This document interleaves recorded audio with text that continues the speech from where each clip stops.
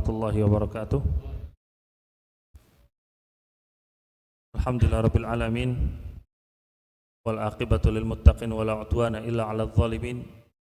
Wassalatu wassalamu ala asyrafil anbiya'i wal mursalin nabiyina Muhammadin wa ala alihi wa sahbihi wa man tabi'ahum bi ihsanin ila yaumiddin. Amma ba'd. Ini nyala nih. Dengerin ya. Saudara-saudara semua, teman-teman rahimani wa rahimakumullah. Alhamdulillah kita bisa berjumpa di siang hari ini, alhamdulillah.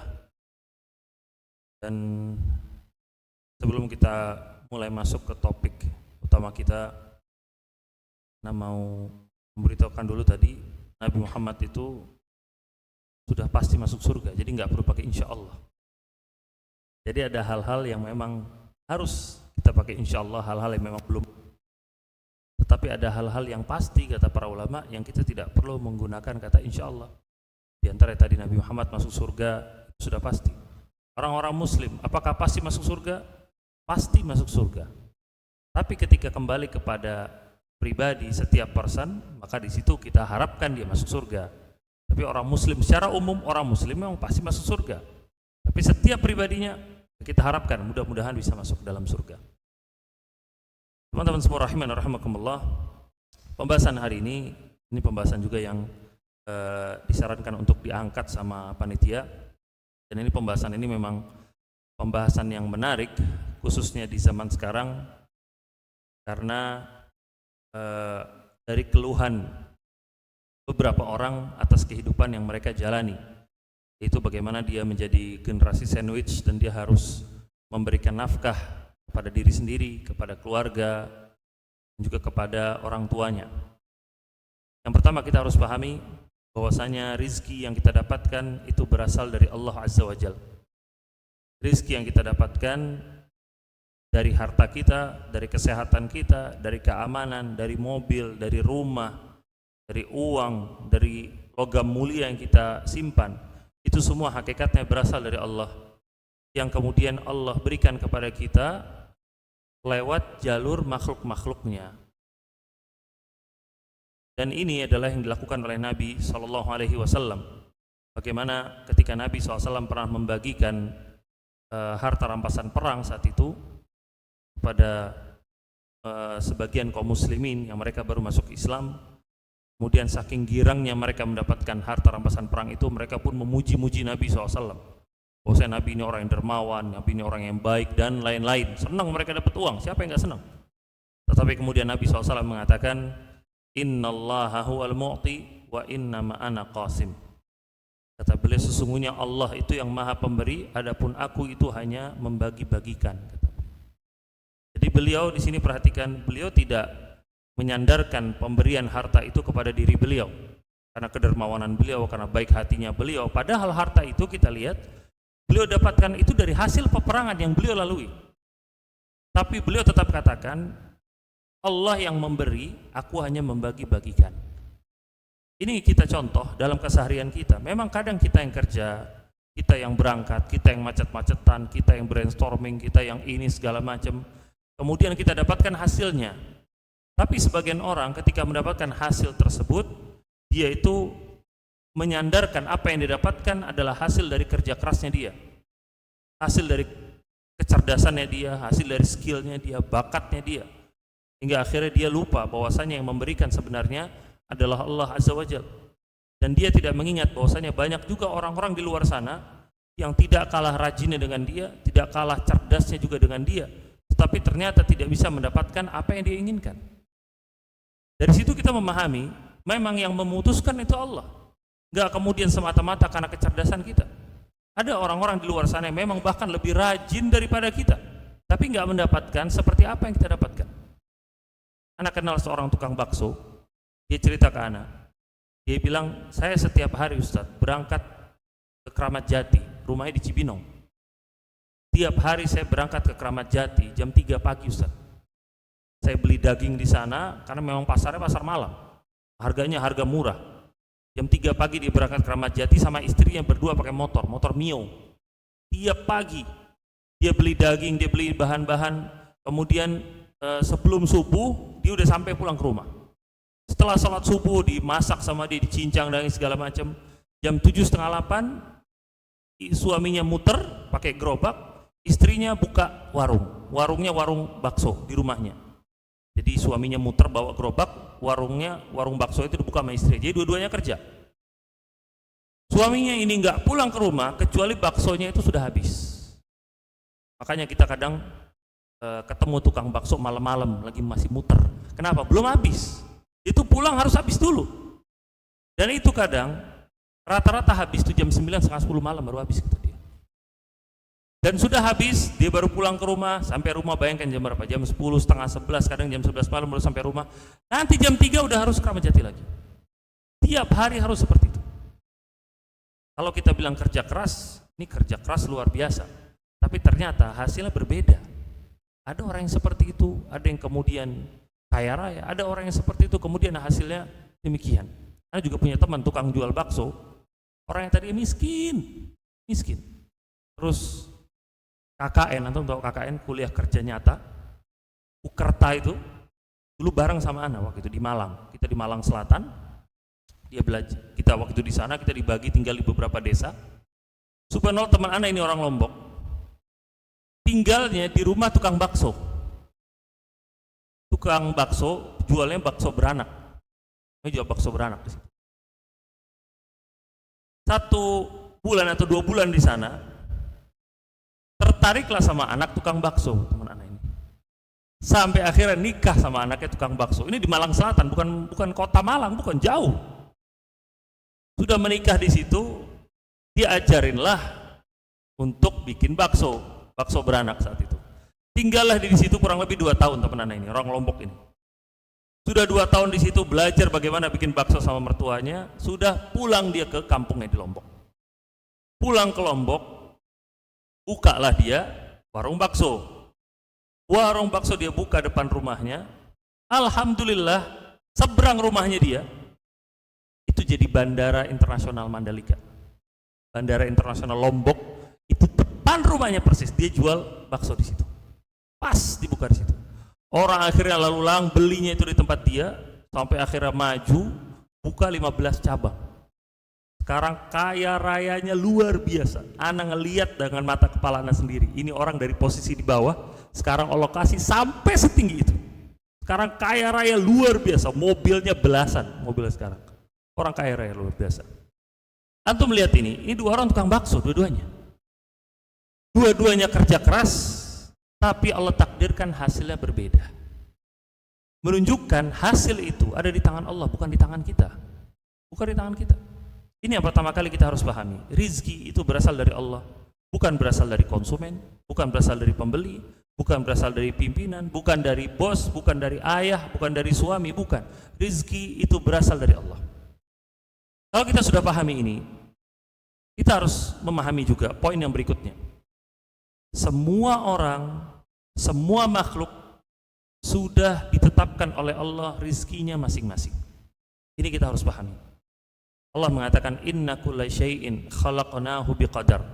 Sesungguhnya segala sesuatu sudah kami ciptakan dengan takdirnya masing-masing. Dalam sebuah hadis Nabi SAW mengatakan bahwasanya seorang janin itu yukhlaqu fi batni ummihi arba'ina yauman. Janin itu menjadi segumpal darah di perut ibunya selama 40 hari. Summa yakunu mudghatan, kemudian dia menjadi segumpal daging selama 40 hari. Sampai kemudian 40 hari kemudian barulah ditiupkan ruh. Jadi 120 hari itu ditiupkan ruh. Fayunfakhu fihi ruh fayu'maru bi arba'i kalimat. Ketika ditiupkan ruh, dituliskanlah di situ 4 hal. Bikatbi rizqihi, dituliskan rizkinya, wa ajalihi, dan juga ajalnya, wa amalihi, amalnya, wa syaqiin aw sa'id, orang ini bakal bahagia nantinya atau bakal sengsara nantinya. 4 hal ini sudah dicatatkan dalam diri seorang manusia sebelum dia itu dilahirkan. Sudah dituliskan dengan sempurna semuanya dan gak bakal ketukar sama sekali. Hasan al-Basri rahimahullah ta'ala, beliau pernah ditanya sama murid-muridnya, apa yang menyebabkan beliau itu selalu hidup dengan tenang, nggak pernah galau, nggak pernah pusing. Kemudian dia mengatakan, karena saya mengimani hadis Nabi SAW. Nabi SAW mengatakan, innama asabaka lam yakun liyukhti'aka wa innama akhta'aka lam yakun liyusibak.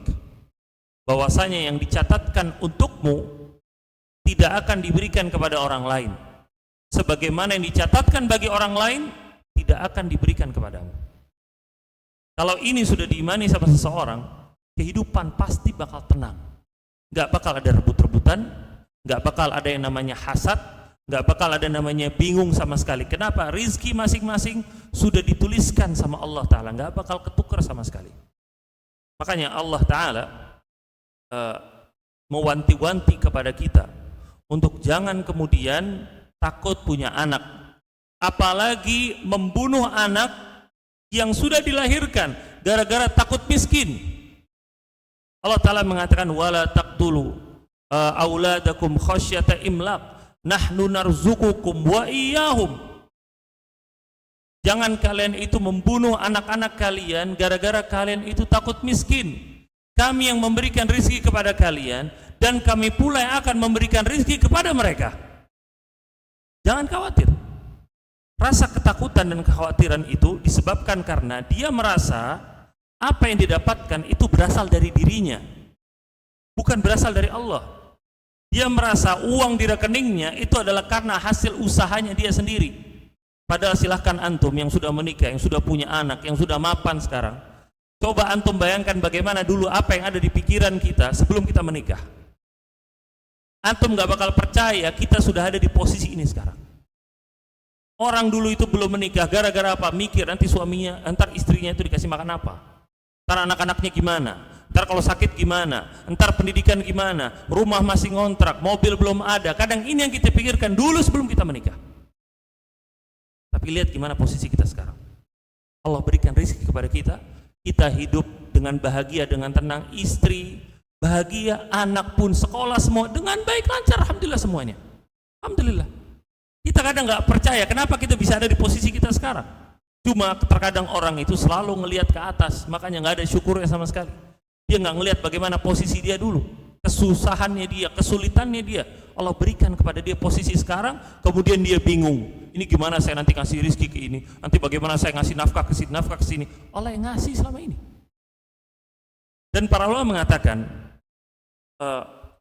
Allah berfirman, wallahu akhrajakum min butuni ummahatikum la ta'lamuna syai'a. Bahwasanya Allah itu mengeluarkan kalian dari rahim ibu-ibu kalian dalam kondisi kalian itu enggak tahu apa-apa. Wa ja'ala lakumus sam'a wal absara wal af'idah la'allakum tashkurun.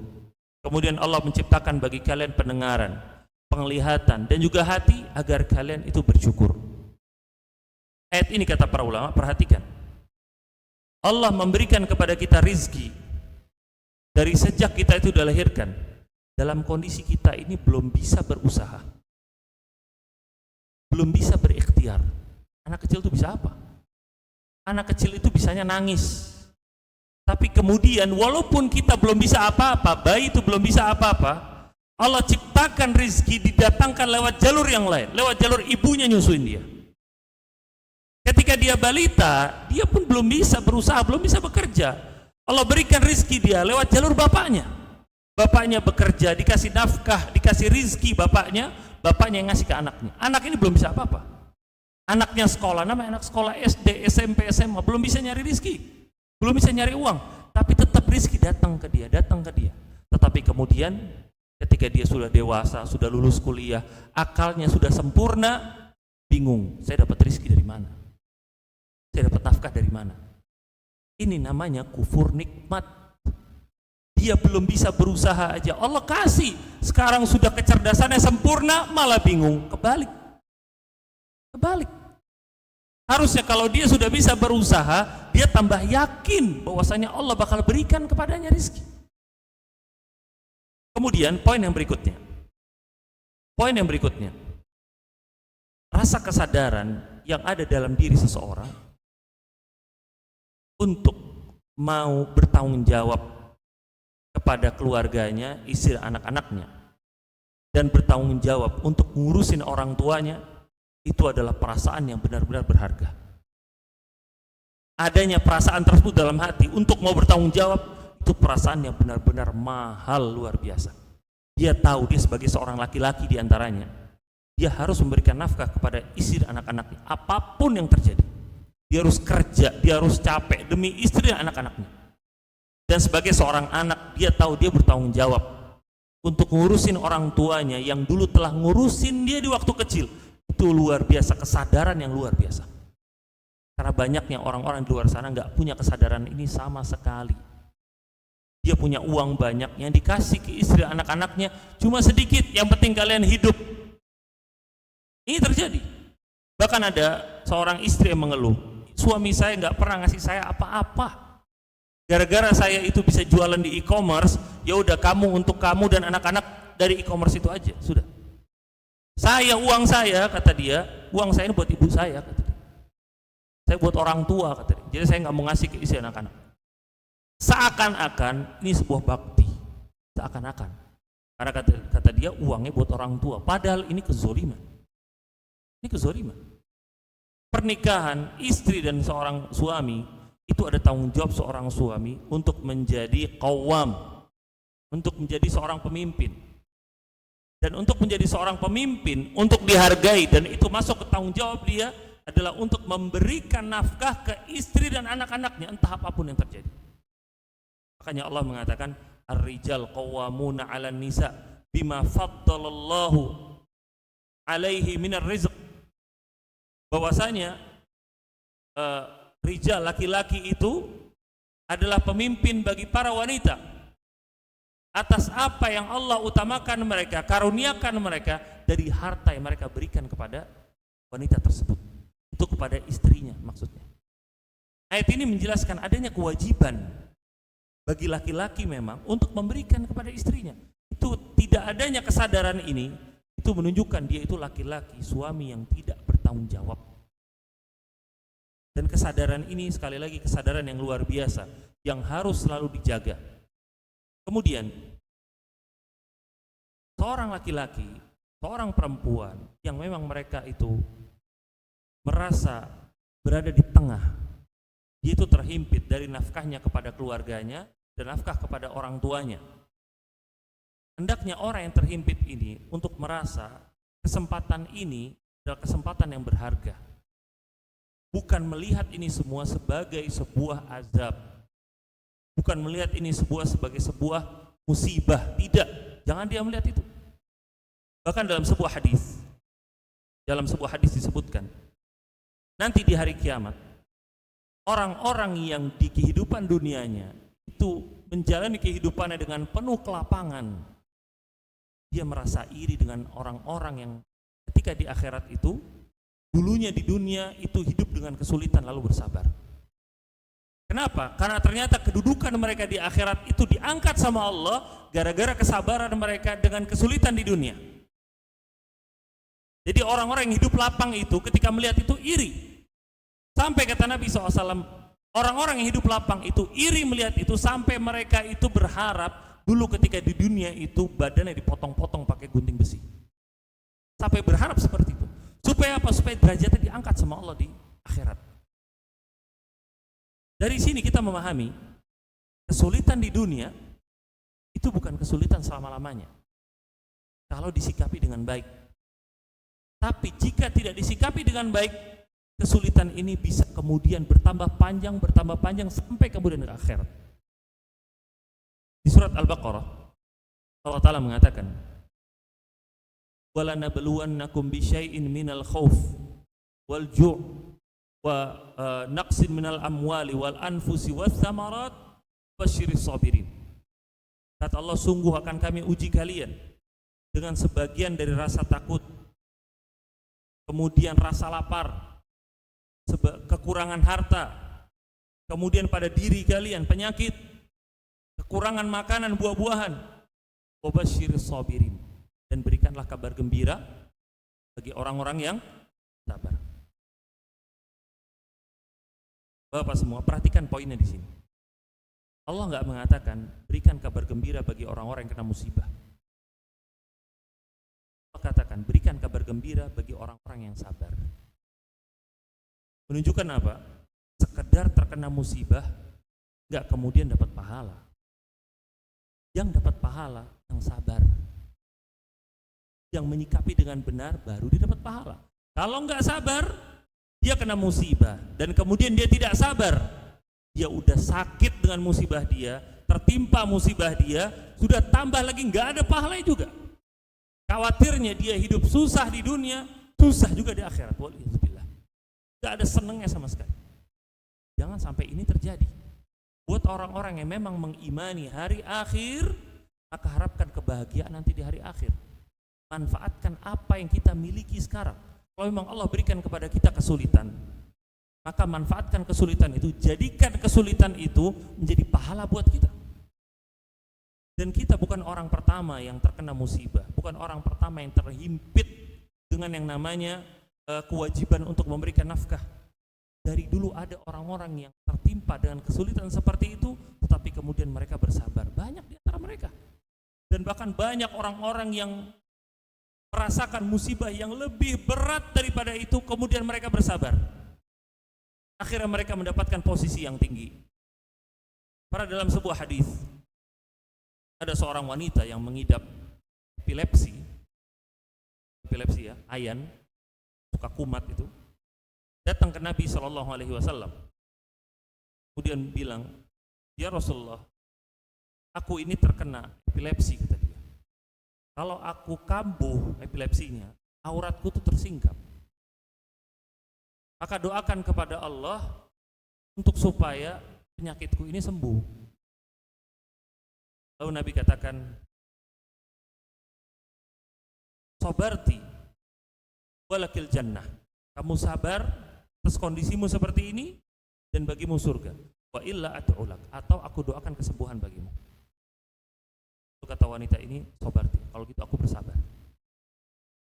Perhatikan di sini. Nabi menjelaskan kepada wanita ini, Allah itu sedang menjadikan penyakitmu untuk cara supaya kamu itu bisa masuk surga. Makanya kamu dikasih penyakit ini supaya kamu masuk surga. Tapi syaratnya satu, sabar dulu. Tapi kalau ternyata kamu nggak sabar dengan penyakit itu, aku doakan supaya kamu sembuh. Ya mungkin nggak tahu kamu masuk surga, mungkin lewat jalur lain, mungkin wallahu alam. Maksudnya musibah itu dijadikan supaya kamu sabar, supaya kamu bisa masuk surga. Dan ini berlaku di setiap musibah kita. Ada orang yang memang tertekan dari keluarga dia, memang dia harus memberikan rizki, dia memang tulang punggung keluarga dia. Tapi disitulah letak ujiannya dia untuk dia bersabar di situ. Dan subhanallah, sabar dalam Islam itu artinya adalah menahan diri untuk tidak melakukan yang haram. Itu sabar. Tidak ada satupun definisi sabar dalam Islam yang artinya sabar itu diam. Tidak ada. Yang bilang sabar suruh diam, tidak melakukan apa-apa. Yang orang keluh ke Ustadz, ekonomi saya sulit Ustadz, bisnis saya bangkrut Ustadz, ini begini Ustadz, gimana Ustadz? Ustadznya apa? Sabar. Kata dia, saya juga tahu Ustadz kalau sabar, selain sabar apa? Kata dia. Maksud Ustadz ini bilang sabar, kamu tahan kondisi seperti itu, cari solusi yang lain, tapi jangan dari yang haram, itu maksudnya. Bukan sabar maksudnya suruh diem, bukan. Kadang banyak orang yang nggak sabar dengan musibah dia, dengan kesulitan dia, akhirnya ngambil solusi dari yang haram, itu namanya nggak sabar. Ada orang sakit, sudah berobat ke sini, berobat ke sana, habis puluhan ratusan juta, datang ke Ustadz, gimana Ustadz? Sabar. Maksudnya sabar, jangan kemudian cari pengobatan dari yang haram. Jangan kemudian malah pergi ke dukun, pesugihan ini, pesugihan itu, pasang jimat ini, jangan sampai ke situ.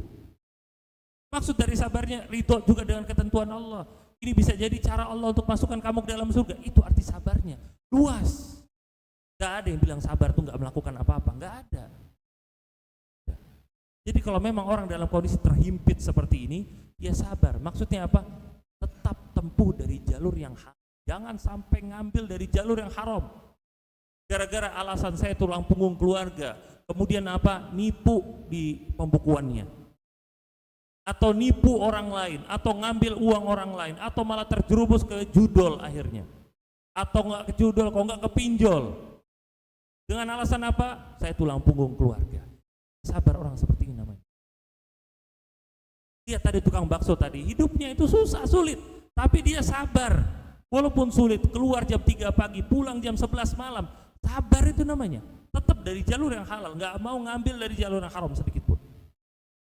Dan anak punya berapa contoh teman-teman anak, di mana sahabat dalam kondisi tersebut. Ada yang kerja di dunia agensi, dia tahu bagaimana batasan-batasan bikin iklan yang sesuai dengan syariat. Setelah dia tahu semuanya, ternyata dealing dia sama beberapa brand selama ini itu banyak yang menyelisihi. Ada yang tampak aurat, ada yang segala macam. Akhirnya dia mulai kurang-kurangin ini semua. Dia cuma ngambil dari iklan-iklan yang memang ya halal sesuai dengan koridor syariat. Hingga akhirnya dia punya karyawan banyak.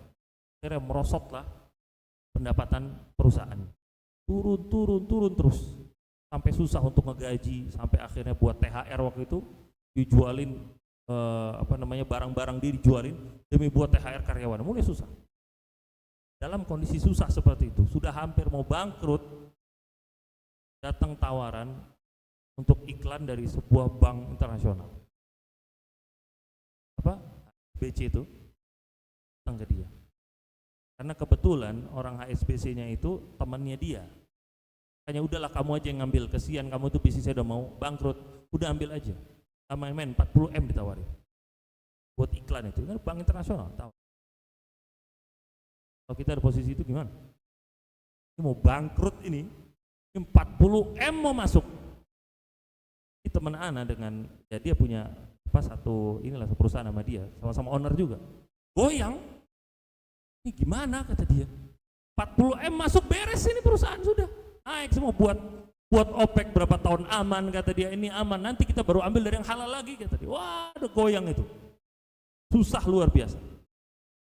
Sampai akhirnya mereka duduklah, mereka ngobrol satu sama lain. Ini kalau kita nyerah ini semua kita perjuangkan berapa tahun ini untuk nggak ngambil dari yang haram, habis hancur di sini. Yang kita perjuangkan selama ini hancur di sini kalau kita terima duit ini. Kira gimana? Komitmen dari mereka nggak kita ambil. Biarin kondisi kita kayak begini. Kita sabar sedikit demi sedikit kita maju. Sampai akhirnya maju sedikit sampai akhirnya sekarang kondisinya sudah dapat juara agensi terbaik berapa kali di Indonesia. Sekarang besarnya luar biasa ini sekarang. Tetap bertahan untuk ngambil iklan dari yang alhamdulillah. Tapi itulah namanya ujian. Untuk dilalui semua dengan sabar, dengan baik semuanya. Dan kemudian dalam sebuah hadis Nabi SAW pernah menceritakan tentang 3 golongan yang dijamin masuk ke dalam surga. Golongan yang terakhir kata Nabi SAW, kata beliau, wa muslimun afifun muta'affifun du'iyal. Anda lihat ini hadis yang paling mirip dengan sandwich generation. Kata Nabi, golongan yang ketiga yang bakal masuk ke dalam surga kata Nabi, seorang muslim yang punya tanggungan banyak, tanggungannya banyak, tapi hartanya sedikit, uangnya sedikit. Cuma yang luar biasanya, afifun muta'afif, kehormatan dan harga dirinya tinggi. Apa maksudnya kata para ulama? Ini orang walaupun tanggungan banyak, uangnya sedikit, sabar, nggak mau minta-minta sama orang. Harga diri dan kehormatannya tinggi. Dia minta cuma hanya kepada Allah, nggak mau minta ke orang sama sekali. Dia kata para ulama, ini golongan orang yang mengimani ayat wa fis sama'i rizqukum wa ma tu'adun, dan di langit rezeki kalian dan apa-apa yang dijanjikan bagi kalian.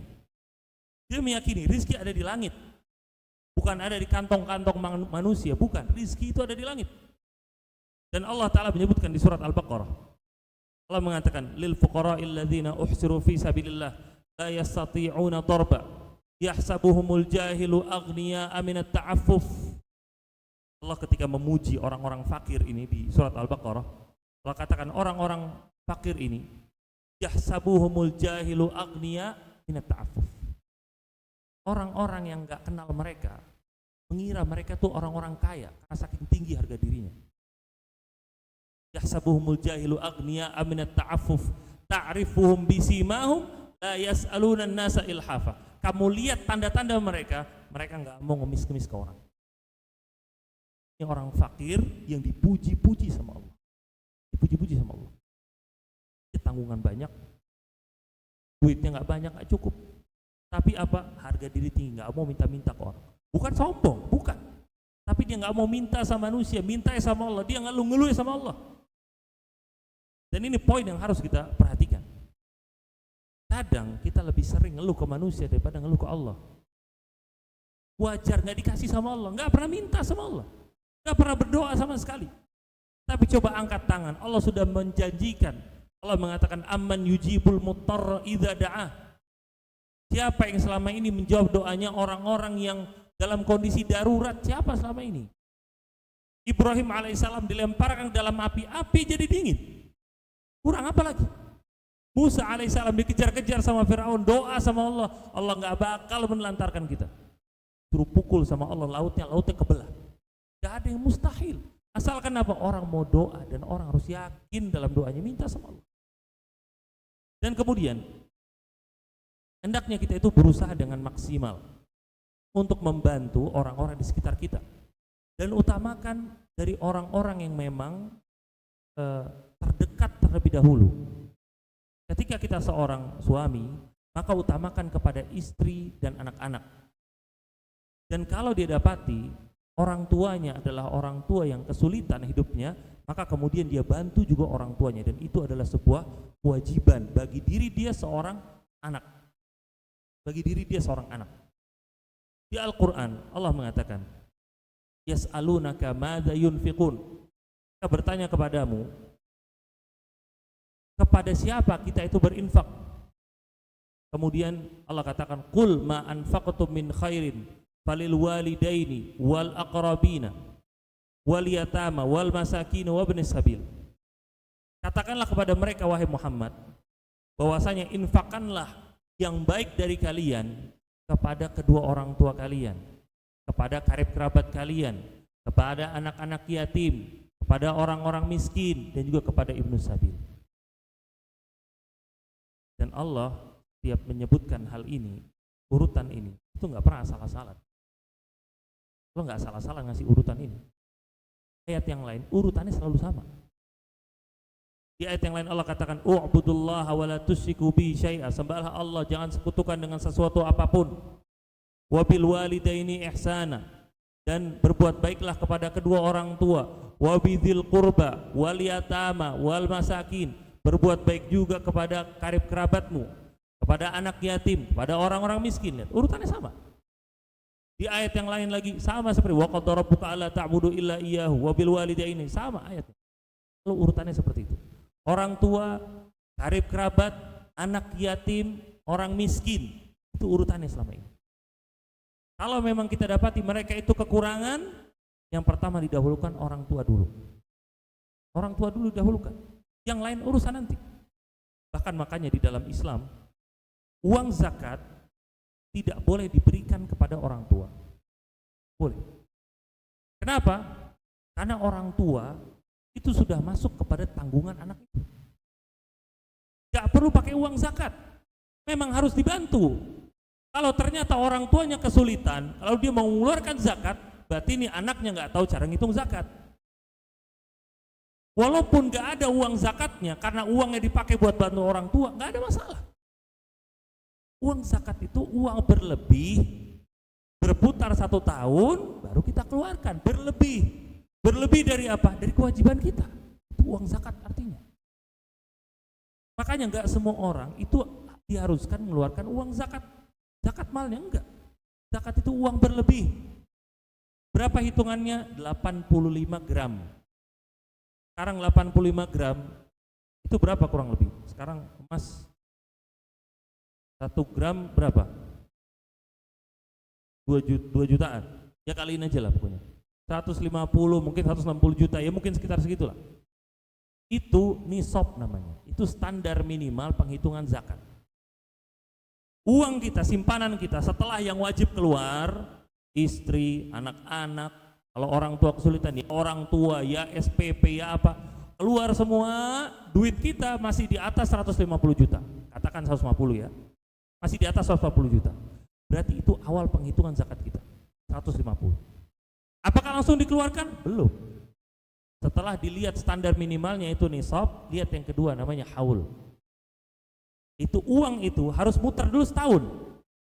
Uang itu nggak boleh bergerak, nggak boleh kurang dari standarnya selama 1 tahun, nggak boleh. Di atas 150 juta, taruhlah 160 juta duit kita, lebihnya. Muter 1 tahun, itu jatuhnya tadi 160 juta, misalkan tanggal 10 Ramadan.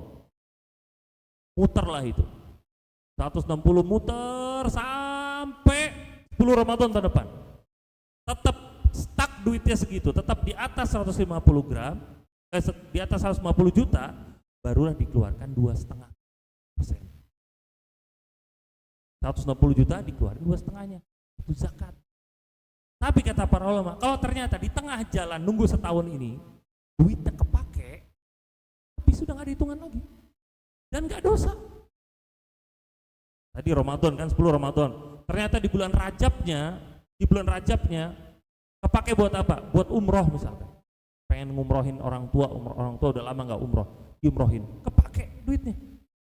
Kepake berapa? Ya taruhlah misalkan kepake 100 juta misalkan, sisa 50, udah nggak ada hitungan zakat lagi.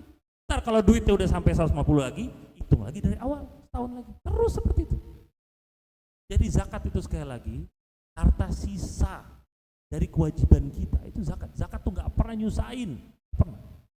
Zakat itu bukan berarti kemudian tiap bulan gaji kita dipotong kayak pajak, enggak. Ada. Makanya zakat itu keadilan, nggak sama dengan pajak. Pajak kaya miskin kena, zakat enggak. Emang orang yang mampu baru kena. Orang yang mampu baru dia kena, harus mengeluarkan zakatnya. Nah, kemudian berapa banyak kita menghabiskan harta kita untuk kita membantu keluarga kita dan juga orang tua kita. Dalam Islam tidak ada ketentuan secara khusus berapa jumlah harta yang harus dikeluarkan untuk kita membantu keluarga dan anak-anak. Allah katakan liyunfiq dzu sa'atin min sa'atih wa man qudira alaihi rizquhu falyunfiq mimma atahullah. Ayat luar biasa. Allah katakan hendaklah orang-orang yang mendapatkan keluasan itu mengeluarkan infak, itu nafkah dari keluasan yang dia miliki. Yunfiq dzu sa'atin min sa'atih wa man qudira alaihi rizquhu falyunfiq mimma atahullah. Orang-orang yang memang Allah sudah takdirkan rezekinya, maka dia berikan infaknya dari apa yang Allah berikan kepadanya. Tidak ada ketentuan khusus. Tapi apakah ada standarnya? Standarnya ada. Standarnya kata Nabi SAW, antut'imaha mimma ta'imtum wa antaksuha mimma kasautum. Kamu memberikan istrimu makan dari apa yang kamu makan, memberikan istrimu pakaian dari apa yang kamu pakai. Maksudnya apa? Ketika memberikan nafkah, stylenya harus sama. Makanan kita harganya 30.000, yang ngasih ke istri 30.000 juga. Jangan kemudian kita makan 30.000, istri 10.000 aja cukup. Ayam yang dipotong 12 tuh, tau kan? Makan 1 potong tuh, sayapnya aja 1. Gak boleh seperti itu. Kewajiban seorang suami kepada istrinya, dia harus memberikan sandang, pangan, papan. Itu kewajiban dari hartanya dia. Itu dia berikan pakaian, tempat tinggal, dan juga makanan. Dan semuanya, lifestyle-nya, gaya hidupnya harus sama dengan suaminya. Pakaian dia branded, istrinya juga harus branded juga, sama. Kalau memang dia itu hidup susah, ya nggak ada masalah, susah sama istri, nggak ada masalah. Kalau dia mau berikan kelebihan bagi istrinya, makan lebih enak, itu nggak ada masalah. Yang dijadikan masalah adalah ketika lifestyle dia lebih tinggi daripada istrinya. Itu yang jadi masalah. Itu yang nggak boleh dalam Islam. Jadi standar dalam Islam nggak tinggi-tinggi, sesuaikan dengan kehidupan kita. sesuaikan. Islam nggak pernah nyusahin sama sekali. Kemudian teman-teman semua rahimani wa rahmakumullah, Allah juga mengatakan dalam Al-Quran, wa 'alal mauludi lahu rizquhunna wa kiswatuhunna bil ma'ruf la yukallafu nafsun illa wus'aha. Dan hendaknya seorang bapak kepada anaknya dan juga kepada istrinya, rizquhunna wa kiswatuhunna bil ma'ruf, hendaklah memberikan mereka itu makanan dan juga pakaian dengan bentuk yang ma'ruf, yaitu yang baik. La yukallafu nafsun illa wus'aha. Orang itu tidak akan dibebankan kecuali dengan kemampuannya dia. Sesuai dengan kemampuan dia aja, nggak usah mempersulit sama sekali. Yang bikin kita sulit itu gengsi. Itu yang bikin kita sulit. Nggak mau turun sama sekali, ketinggian.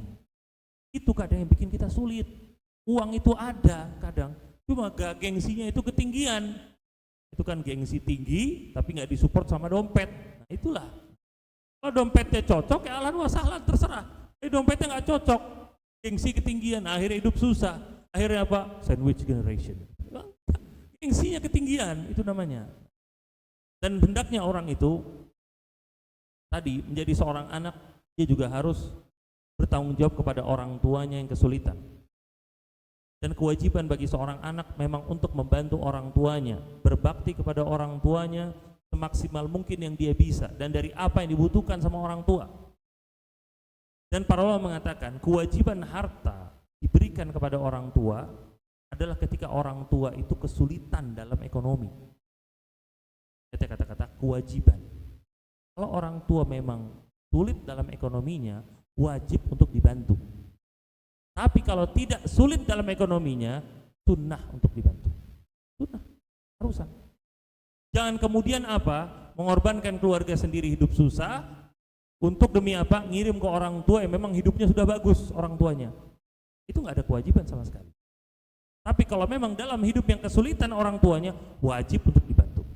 Tapi perlu dipahami, walaupun orang tuanya sudah mampu, kalau mampu berarti nggak ada kewajiban ngasih harta ke orang tua, sunnah hukumnya, bukan berarti kemudian menggugurkan bakti kepada orang tua.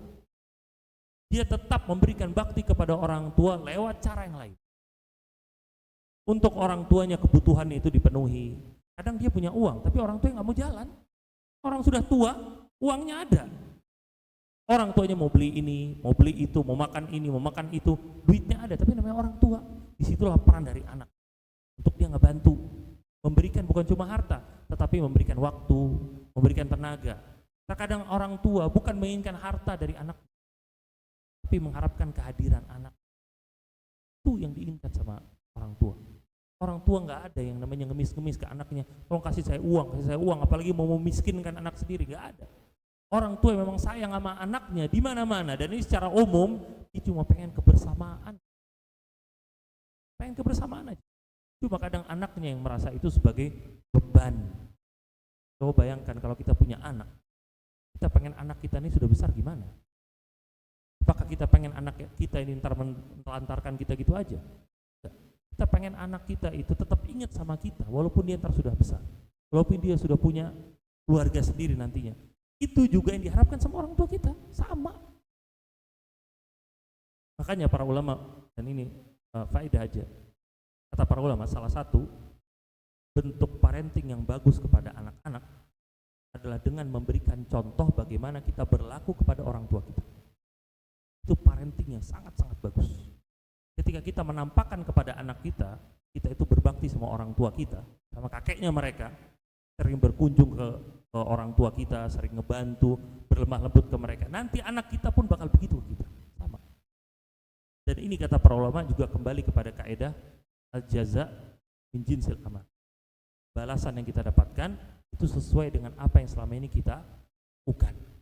Kalau kita selama ini sering datang ke orang tua kita, sering berkunjung, ntar anak kita juga begitu.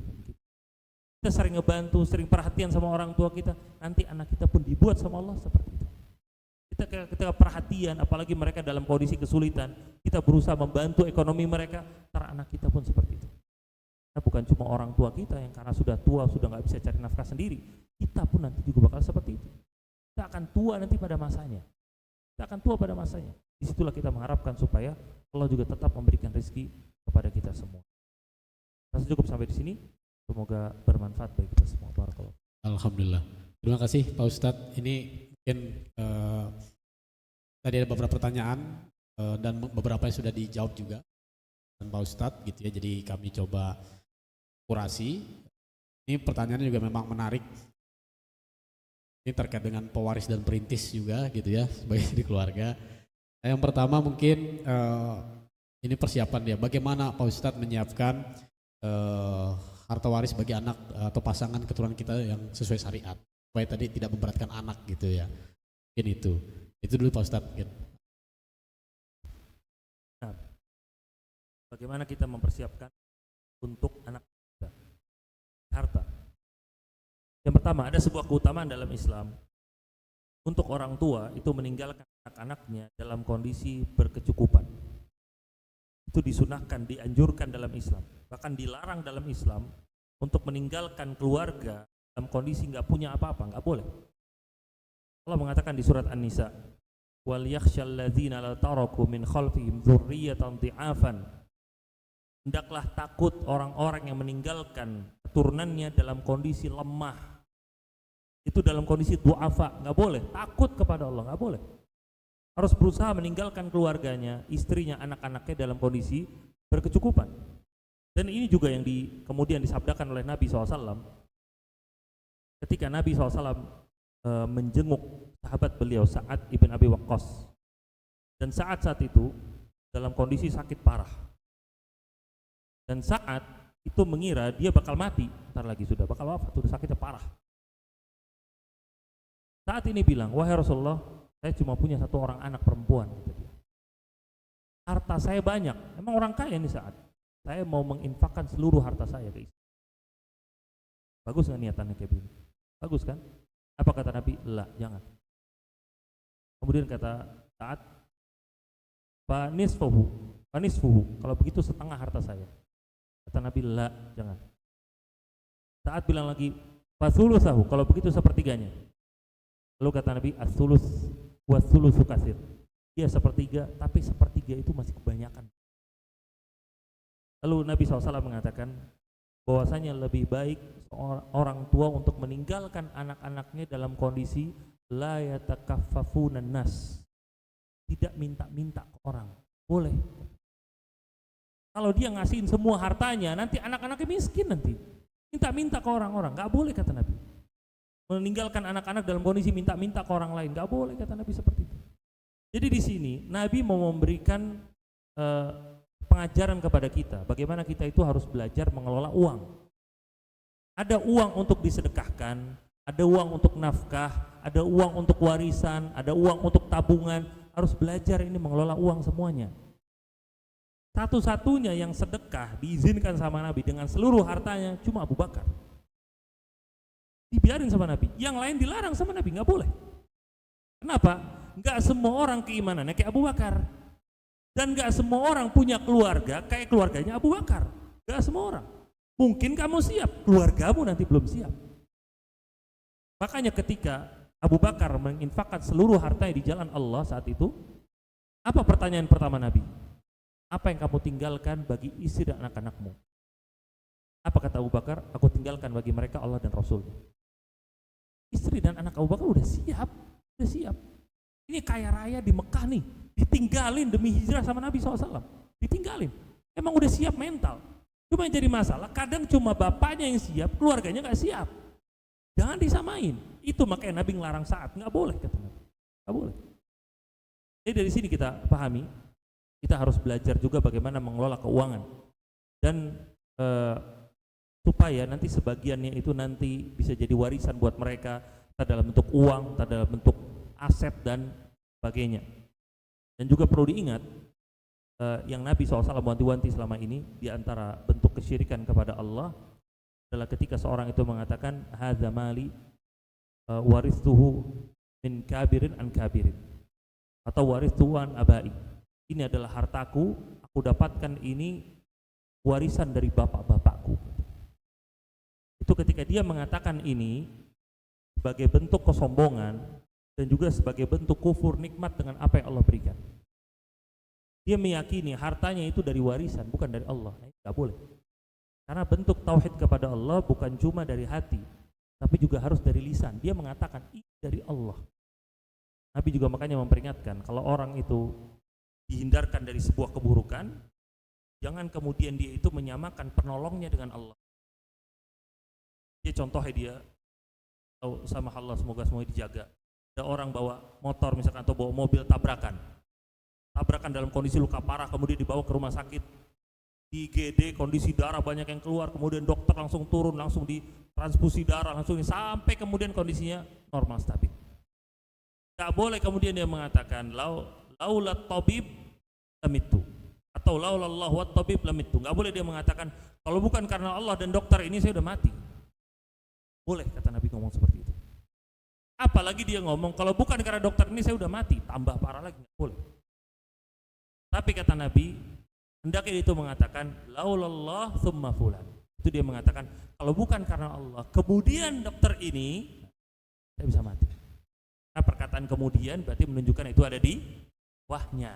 Kalau dia mengatakan seperti itu, Nabi mau mengajarkan bagaimana seorang itu dalam lisannya juga bertauhid kepada Allah. Ya. Ustaz, ini pertanyaan terakhir ya teman-teman. Ini titipan pertanyaan dari jemaah akhwat, ya. Yang pertama digabung aja mungkin ya. Wajibkah seorang wanita itu menafkahi orang tuanya gitu ya? Dan bolehkah istri juga memberi uang kepada orang tua tanpa sepengetahuan suami? Kemudian yang kedua, yang selanjutnya, apabila wanita yang sudah bekerja gitu ya, memilih untuk tidak menikah untuk menghidupi keluarga orang tuanya gitu ya, hukumnya apa Pak Ustaz? Biar dijawab sekalian sekaligus pertanyaan terakhir ya. Tafadhol Mas Ustaz. Barakallahu fikum. Baik. Seorang wanita, apakah dia boleh membantu orang tuanya? Jawabannya boleh. Harus, wajib untuk dia berbakti sama orang tuanya. Tapi ketika dia sudah menikah, bakti nomor satunya kepada suaminya. Ini perlu dipahami, bakti tertinggi kepada suami bukan berarti nggak bakti sama orang tua lagi, bukan. Tapi cuma posisinya aja yang berubah. Maksudnya, suami pertama, orang tua yang selanjutnya, orang tua yang kedua, itu maksudnya posisinya berubah. Kemudian ketika dia mau ngirim uang orang tuanya, istri ngirim uang ke orang tuanya, boleh apa enggak? Tergantung. Kalau itu dari uang dia sendiri, bebas. Itu uang si istri memang, itu bebas. Mau ngirim ke orang tua bebas, nggak usah ngomong ke suami, kirim. Tapi kalau itu uang suami yang diamanahkan, dititipkan ke istri, nggak boleh dia kirim ke orang tuanya kecuali dengan izin suaminya. Kadang suami itu ngasih ke istri, ini saya kasih kamu duit 5 juta. 5 juta ini untuk SPP anak-anak, untuk makan di rumah, untuk listrik, untuk galon, untuk apa, nah ini duit 5 juta ini. Itu amanah dari suami, itu duitnya suami, bukan duit istri. Gak boleh digunakan di luar dari apa yang sudah disampaikan sama suami itu. Kalau misalkan dia mau ngirim ke orang tua, dia bilang dulu ke suaminya, ini 5 juta masih ada sisanya 750.000 misalkan, boleh nggak saya kirim 500 buat orang tua saya? Dia ngomong gitu. Tapi kalau itu uang dia sendiri, memang bebas buat dia pakai buat apa aja, kirim ke orang tuanya, nggak usah izin ke suami, nggak usah ngomong sama sekali. Itu boleh. Dan kemudian tadi yang terakhir, boleh nggak seorang istri, kemudian seorang wanita itu tidak menikah dengan tujuan untuk membiayai suaminya? Jawabannya boleh apa enggak? Seorang enggak menikah, ya? Oh iya. Orang wanita tidak menikah karena mau membiayai orang tuanya. Boleh apa enggak? Yang pertama tergantung dilihat. Kalau memang wanita ini itu berkebutuhan untuk menikah, bagi dia untuk menikah. Kadang ada orang enggak milih untuk menikah, tapi milihnya pacaran. Boleh. Kalau memang dia itu dorongan syahwatnya tinggi untuk dia menikah, apalagi untuk menahan diri dari perzinahan, wajib bagi dia untuk menikah. Tapi kalau memang tidak ada dorongan, tidak kuat dorongan dia untuk menikah, gak menikah boleh-boleh aja. Ya, para ulama mengatakan nikah itu hukumnya itu ada 5. Ada yang wajib, ada yang sunnah, ada yang mubah, ada yang makruh, ada yang haram nikah itu. Beda-beda semuanya. Tergantung apa? Posisi seseorang. Seorang laki-laki mau menikahi seorang wanita, tidak diizinkan sama walinya, boleh nggak? Boleh, haram itu. Orang laki-laki, istrinya sudah 4, mau nikah lagi, boleh nggak? Nggak boleh, haram. Jadi sampai pernikahan itu sampai ada yang haram. Dan ini juga berlaku bagi seorang wanita. Kalau dia memang kebutuhannya itu tinggi, menikah itu wajib. Memang nggak ada dorongan, boleh dia untuk menikah. Tapi ini anak ngomongin masalah hukumnya aja, apa enggak? Tapi kita ngomongin dari pandangan yang lain.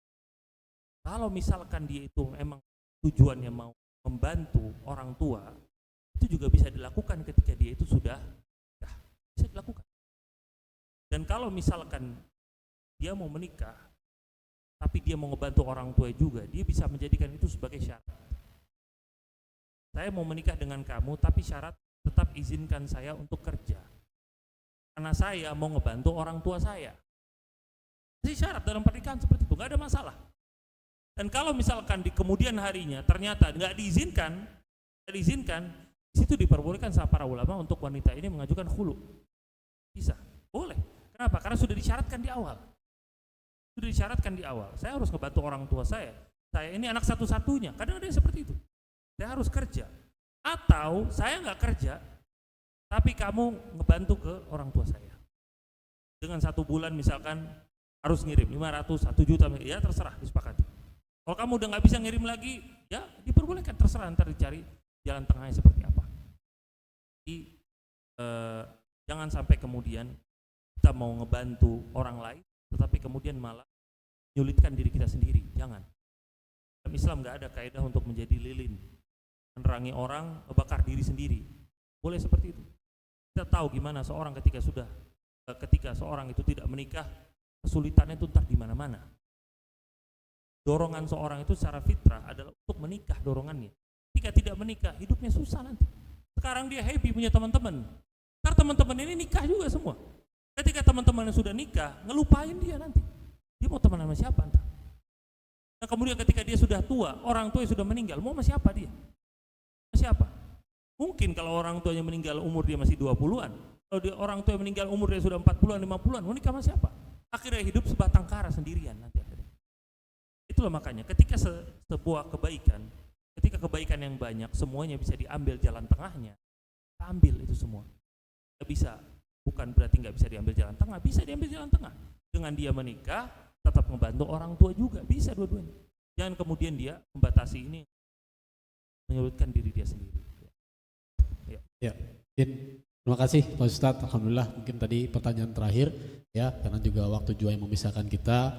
Alhamdulillah kami ucapkan terima kasih pada Pak Ustadz Abu Fatega atas ilmu yang telah diberikan kepada kami semua.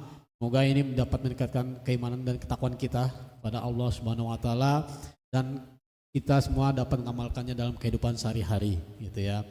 Sebelum kita akhiri, marilah kita tutup dengan doa kafaratul majlis. Subhanakallahumma wa bihamdika asyhadu an la ilaha illa anta astaghfiruka wa atubu ilaik. Alhamdulillahirabbil alamin. Wabillahi taufiq wal hidayah. Wassalamualaikum warahmatullahi wabarakatuh.